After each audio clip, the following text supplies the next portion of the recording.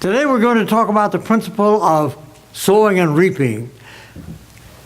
In the evening, I've been talking about the book of 1 John and some of the great, wonderful things that John said in that first epistle. In the morning, we've been talking about the book of Genesis, the other end of the Bible, really the beginning of the Bible. We've talked about Abraham. Today we're going to talk about Jacob. Jacob is a great example for us, just as the article in the bulletin that I think Scott Lasky wrote about sowing and reaping. So Jacob is just a great illustration of this whole idea of the principle of sowing and reaping. Now, we know that principle, we understand that principle, because farmers use it all the time. Every time a farmer plants corn, you know good and well that if something comes up, it's going to be corn. It's not going to be apples or oranges. It's not going to be grapefruit. It's going to be corn. Well, the same thing acts also in our own personal lives. Whether this is a business or community or church or whatever it might be, the principle, the idea of sowing and reaping is a sound idea. Now, let me say something right here. This is an axiom. This is kind of a proverb. It doesn't mean that every time I say something bad, somebody's going to say something bad to me. It doesn't mean that it's an absolute law or something like that. But this is the way life works in general terms. And that's what the author in both Old Testament and New Testament is really talking about, is this is what you can expect out of life if that's what you give to life. And I want us to look at it in that light. Now, there are many illustrations of this, the idea of a proverbial thing rather than an absolute thing. For example, my favorite along this line is, a soft answer turns away wrath, but grievous words stir up anger. Well, sometimes a soft answer doesn't turn away wrath. Sometimes people go ahead with their wrath in spite of the fact that you're trying to calm things down with soft answers. Solomon is not talking about an absolute rule. He's saying this is the way life treats us. This is the way life works. This is the way that things really are. Bring up a child in the way he should go, and when he is old, he will not depart from it. Well, that would teach the whole idea of the impossibility of apostasy if it were an absolute. If I bring up my child correctly, he will not fall from grace. Well, generally speaking, a child that is brought up in the nurture and admonition of the Lord, he doesn't depart from it. That's a general rule. It's a general idea. But he's not saying that every time you bring up a child correctly, that guarantees that that child will not depart. We have examples of this over and over and over in the Bible. So it's not like the law of gravity we're talking about. I know if I jump off of a cliff, I'm going to go straight down. It doesn't do any good to change my mind on the way down. I have already made a commitment, and that's the way it's going to be. What we're talking about today is the idea of sowing and reaping. How does life treat me? The writer says, pretty much the way I treat life. Pretty much the way I treat other people. Now, this is about Jacob. It took a long time for Jacob to reap what he sowed, but he finally did it. Let's take a look then at some of the events here in the life of Jacob. Jacob and Esau were twin boys. They were born to Isaac and Rebekah, and Esau was the older of the twins. Esau was the older of the two, and for some reason, we don't know the reason for this, but for some reason, Jacob was favored by his mother Rebekah, and Esau was favored by his father, Isaac. So Esau had been out hunting. He was a man of the field, and Jacob liked that. And he had been out hunting, and he came back. He was absolutely famished. And he was to the point that he says, he's going to die. And there, Jacob, he's been doing a little cooking in the oven, in the kitchen there. And so Esau said, give me some of the porridge or the soup or the things that you've made here. Give me some. What did Jacob say? He says, I'll tell you what I'm going to do. I'll tell you what I'm going to do. Give me your birthright, and I will give you something to eat. And so Esau said, in a foolish way, he said, well, I think I'm going to die of starvation here. So what good is a birthright to a dead man? So he says, okay, that's the deal. Well, he was led astray by the deceitful act and the manipulation that his brother Jacob pulled on him.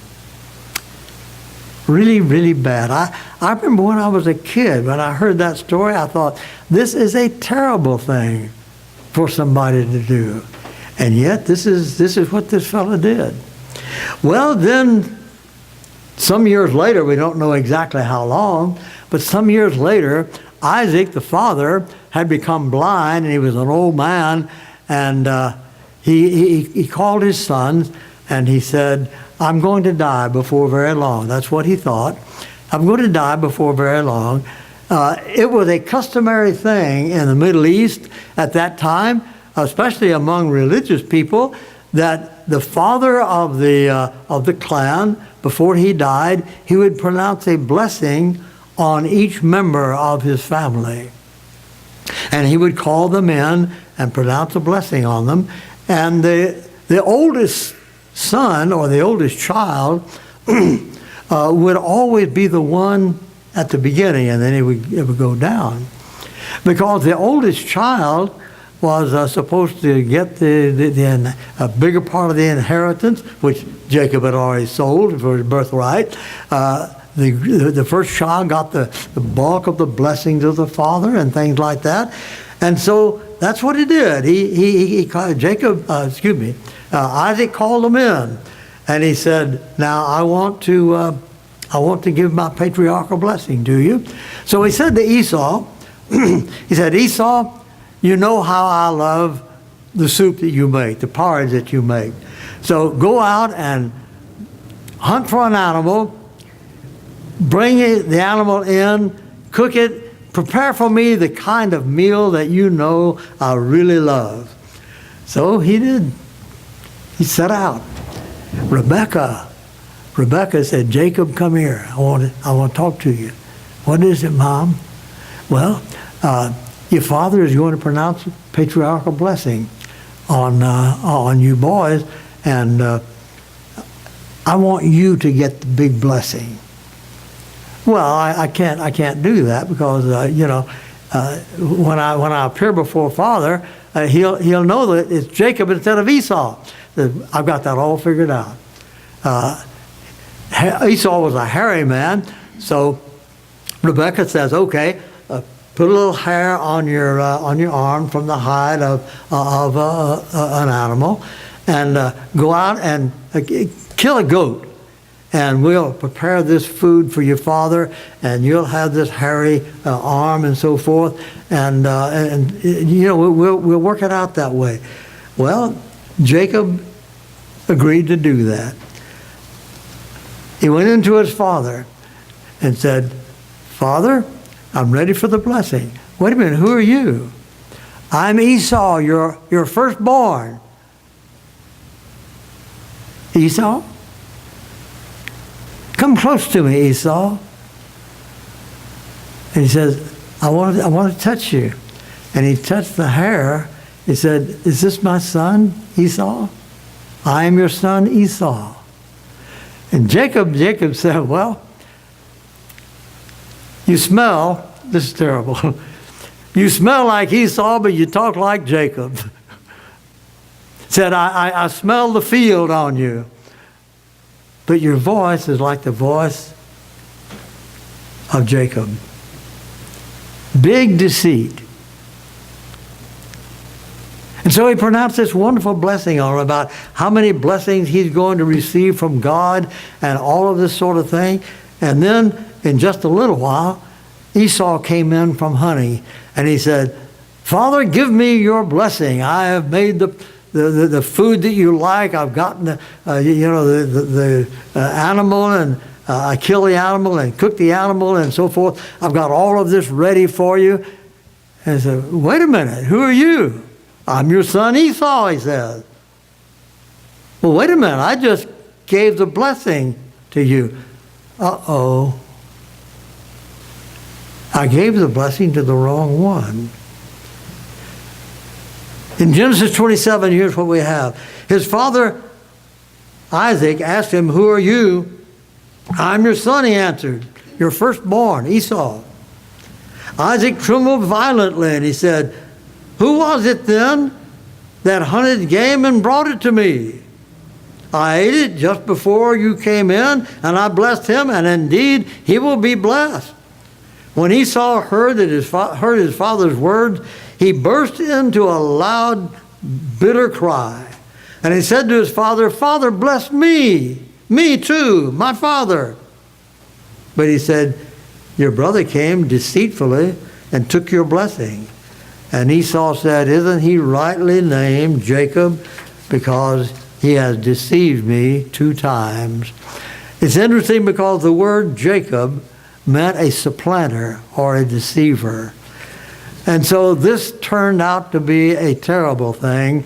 And Esau had a grudge against Jacob because of the blessing that he had given him. And he said to himself, "The days of my father's mourning are near. Then I will kill my brother Jacob." Well, the seeds that were sown in his early life, how many other things took place in the same nature. But the seeds that were sown in his early life began to bear fruit.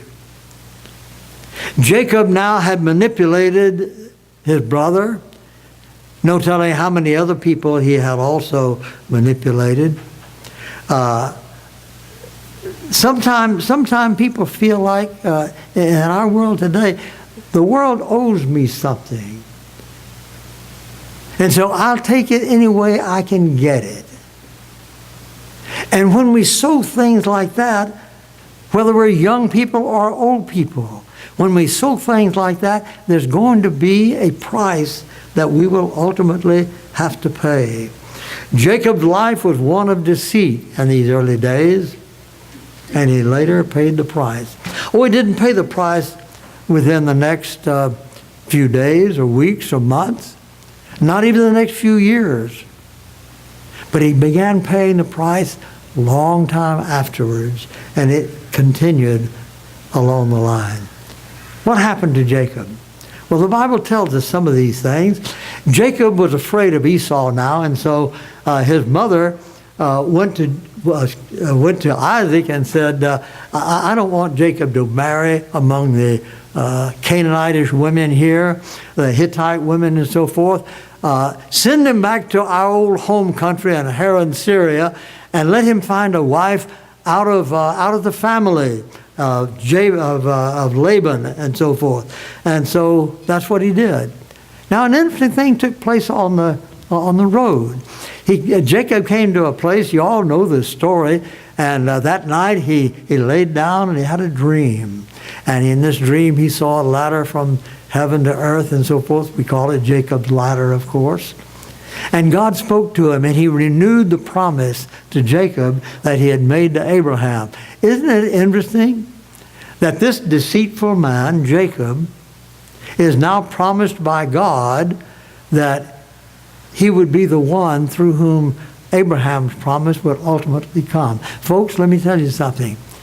God, no matter how bad we are, God can use us for something good. We need to remember that. As a matter of fact, he even used a heathen king one time and called this heathen king Cyrus, he called him my servant and my anointed one. And it was Cyrus who allowed the Judean people to return from captivity and go back to their own land. God uses people in all kinds of circumstances and for all kinds of things. Well, on the way then, this is what took place with him. he went on to Haran in the southern part of Syria, and he met up with the family that Esau and that Isaac and Abraham had left back there, and he met up with them, and he fell in love with one of the ladies up there. Her name was Rachel. He just fell madly in love with Rachel, and so he was told, okay, Rachel's father said, work 7 years for me, and I will give you my daughter Rachel. And he was just so thrilled with that.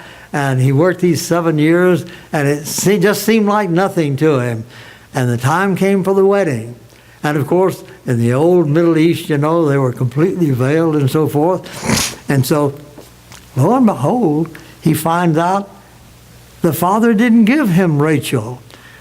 The father gave him Leah, the older sister of Rachel. And Jacob comes back and says, what have you done to me? You promised me Rachel, and you gave me Leah. I didn't want Leah, I wanted Rachel. And the father says, well, in our country, it's customary for the older sister or the older daughter to marry first. But I'll tell you what I'll do. You work 7 more years for me, and I'll give you Rachel. And so that's what he did. Well, you see, things are beginning to come back to him a little bit at a time. And those who deceived are now being deceived. Those who cheated, those who lied, are now the victims of cheating and the victims of lying. You sow what you reap. Well, Esau's statement about how he hated his brother was thwarted a little bit there because Jacob now is in a different country. But his deeds are still following him. The thing that he did that were wrong and bad and injurious, he's finding that some of those same things now are being done to him. We reap what we sow. But that's not all the reaping that he did. Jacob had quite a number of children. The last child, next to the last child that was promised to him, you see, Rachel could have no children. But finally Rachel conceived, and she bore a child, and his name was Joseph.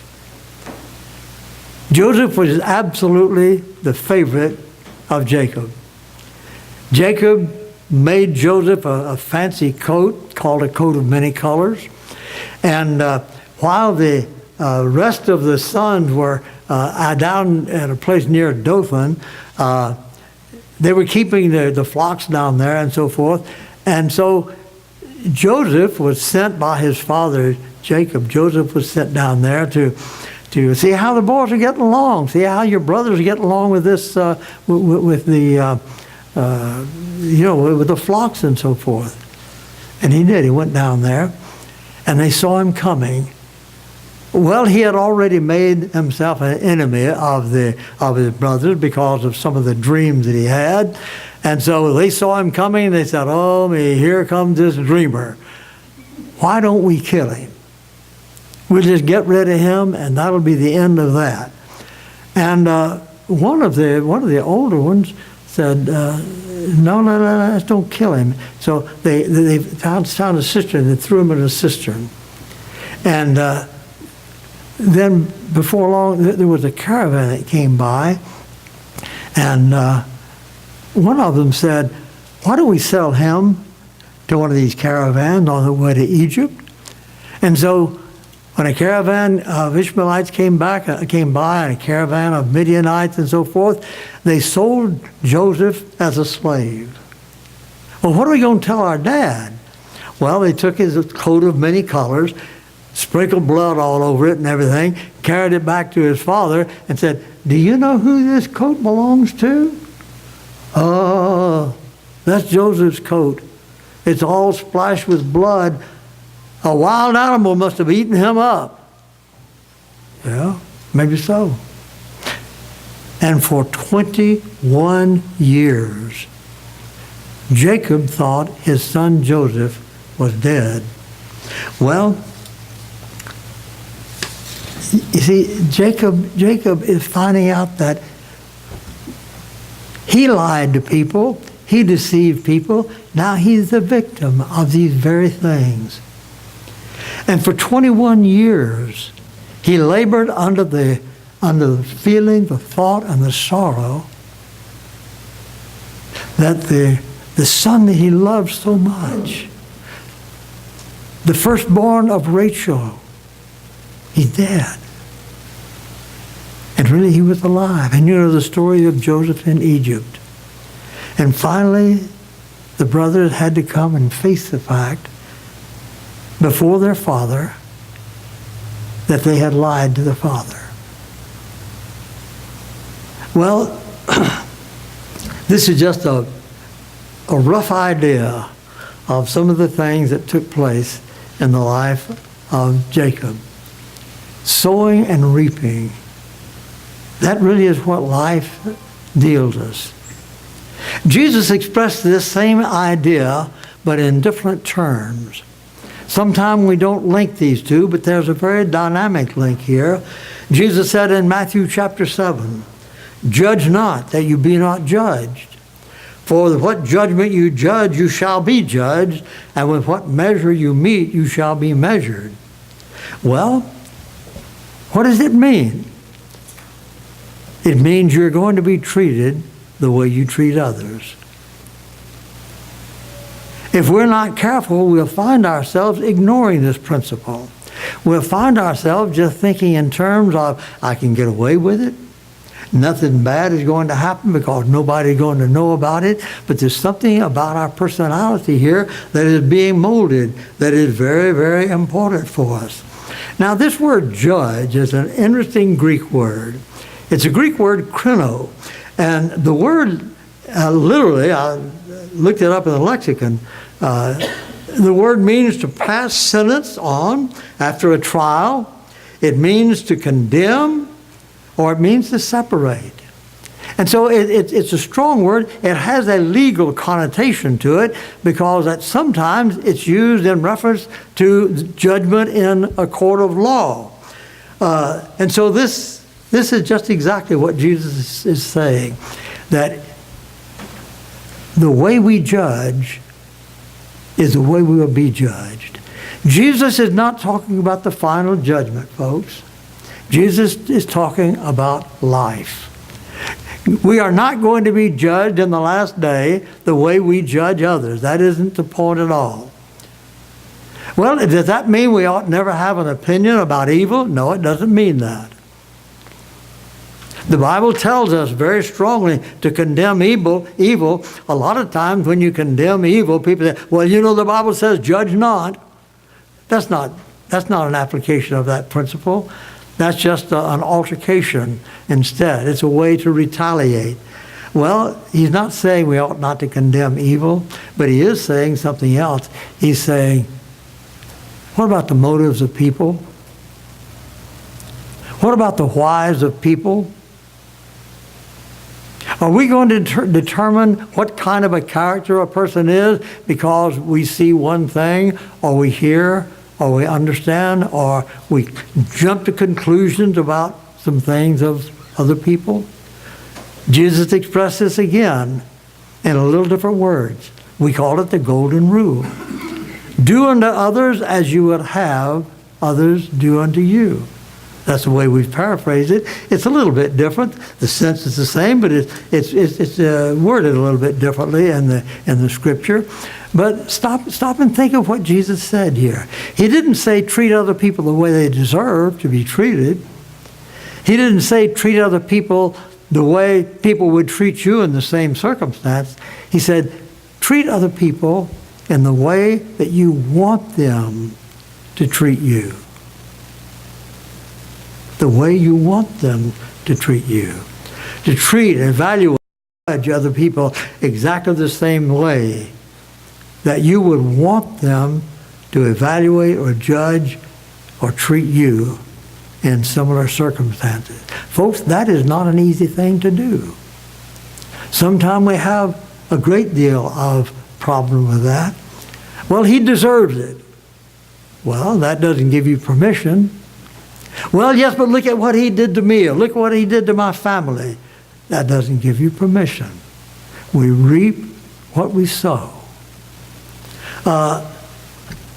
Kindness that we show to other people begets kindness that other people will show to us. No, it's not always true. It doesn't always work that way, but this is a proverbial idea. This is an axiomatic type of thing. Show harshness to other people, and they will respond in harshness to you, usually. That's the way it is. If we sow liberality, I thought that what Justin said this morning was very, very effective. When we show liberality, liberality comes to us. One of the important things about our contribution is not that I just reach in and pull out whatever comes up first, provided it's not not a $100 bill or something like that. Whatever comes up first, that's what I give. No, that isn't the idea. As Justin mentioned this morning, the Bible says, plan your giving. Now, when we do that, when we are liberal with God, when we're liberal with people, we find that people are willing to give toward us. Maybe not money, but in some way or another, we reap this great blessing that we have sown to other people. Now, ignoring this principle is one of the causes of unhappiness in business, in communities, in families, in churches. Jumping to conclusions, deciding what kind of a person this is because there's one little thing that comes up. No. Give people the benefit of the doubt. They will learn to give the benefit of the doubt to you. Ignoring this principle, on the other hand, practicing this principle, on the other hand, instead of ignoring it, is a root cause of such terrible things as peace of mind. Practicing this is the cause of tranquility and life. Practicing these things results in a good reputation among people. A friend of mine many years ago was the general foreman of the American Can Company in Tampa, Florida. He started out as just an office boy, and he worked himself up to be the general foreman of the company. Well, when he became the general foreman, he transferred really from being a part of labor to being a part of management. And there was a labor dispute that came up during a time when I was in Tampa. A labor dispute came up, and they were at each other like, union fighting management, management fighting union, and they had a terrible time of it. And finally, the union said, "We won't believe anything management says unless it's said by Wendell Strickland." Now, what had taken place here? Wendell Strickland was an honest man, dependable man, a man that the company trusted, a man that the workers trusted. And so he developed that reputation of being that kind of person. So when a dispute came up, people said, "We won't believe anything management says unless Wendell Strickland says it's true." Well, this is the way we need to learn to treat one another. This is the way we need to learn that sowing goodness, sowing fairness, sowing positive things will in turn bring to us these very things. And folks, this is the way life works. So negative people usually get negative responses. Positive people usually get positive responses. People looking for solutions usually find solutions. People looking for disputes usually find disputes. And so sowing and reaping plays very practical things in our lives. Jesus Christ gave us the example. An example of suffering, an example of service, an example of obedience. And he has given us a plan. We call it the plan of salvation. He has given us a plan. And that plan centers around the atonement of Christ. And he bids you, if you are not a Christian, to come to him on his terms. And you can be baptized into Christ. And you can leave this auditorium today as a child of God. If you are subject to the invitation of Christ, we're going to sing an invitation song. And we invite you to come. Let's stand together, please.